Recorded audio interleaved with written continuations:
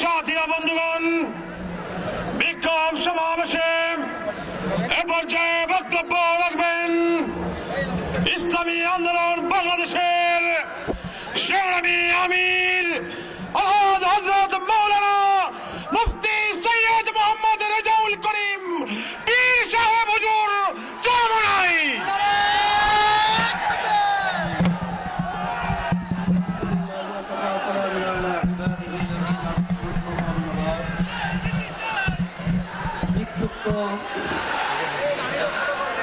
জনতা, আমাদের শান্তিপূর্ণ লং মার্চে বাধা আমরা কখনোই কল্পনা করতে পারি নাই। আজকে প্রধানমন্ত্রীকে স্মরণ করে যেতে চাই, আপনি যখন আপনার পরিবারের সেই দুঃখজনক ইতিহাস যখন আপনি উল্লেখ করেন, তখন আপনার চোখ থেকে দরদর করে পানি বেয়ে বেয়ে পড়তে থাকে।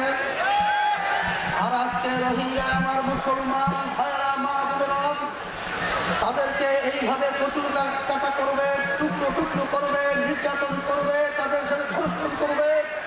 আর এই ব্যাপারে আপনার একটু ব্যথা আপনার মনে জাগলো না?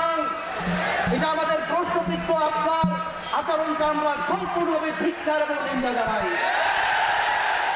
সাথে সাথে আজকে আপনার পুলিশ প্রশাসন সহ আমাদেরকে লং মার্চের আশ্বাস এবং বিভিন্ন পর্যায়ে তারা আমাদেরকে গতকাল সন্ধ্যা পর্যন্ত আমাদের স্পট নির্ধারণ করার পরও সারা বাংলাদেশ থেকে আমার ভাইয়ের আজকে তাদের কাজ ফেলে রেখে আজকে তাদের ঘরের ভিতরে তাদের আহাল পরিজনকে ফেলে রেখে আজকে তাদের পকেটে টাকা খরচ করে আজকে তারা রাত্রি উজাগার করে আজকে তারা তাদের মাথার ঘাম পায়ে ফেলে আজকে আমরা অসহায় মুসলমান ভাইদের মা বোনদের পাশে দাঁড়াবে, তাদের আত্মার ভিতরে শান্তি আসবে।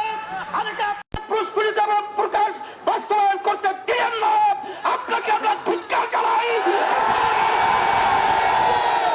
সাথে সাথে আজকে আপনারা লক্ষ্য করেছেন যে আল্লাহ রাসূল বলেছেন যে প্রতিটা মুসলমান তামাম দুনিয়ার যে কোনো প্রান্তে থাকুক না কেন তার জাসাদুল ওয়াহিদ একটা শরীরের নেই।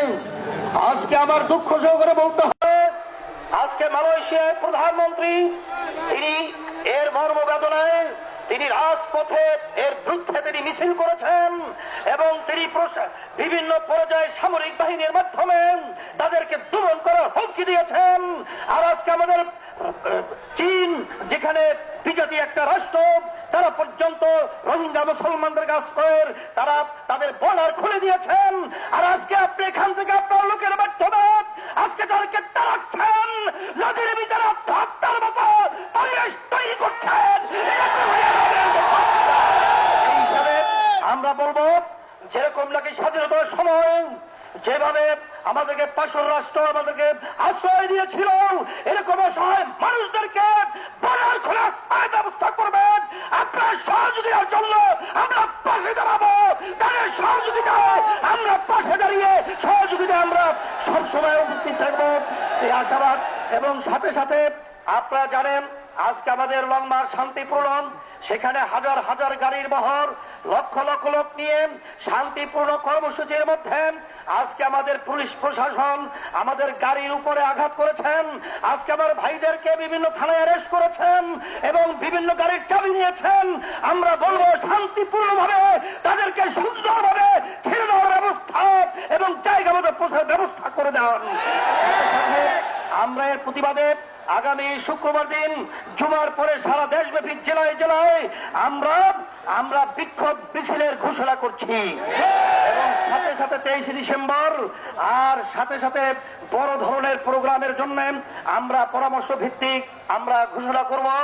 আপনারা বাড়িঘর ছেড়ে আপনারা জেহাদের ময়দানে আসছেন, আপনারা সব পূর্ণাঙ্গই পাবেন, এর কোন অংশ ঘাটতি হবে না। এবং সাথে সাথে আমার ভাই বোন যারা নাকি আজকে অসহায় অবস্থায় আছে তাদের পাশে আজকে আমরা দাঁড়াতে পারলাম না, এই ব্যথা এই মর্ম এটা সহ্য করা কখনোই যায় না। সেই সে আল্লাহর উপরে সমর্থ করলাম, রব্বুল আলামিন আপনার মুসলমানদের হেফাজত করেন, আপনার ছোট বাচ্চাদেরকে হেফাজত করেন, আল্লাহ আপনার মা বোনদেরকে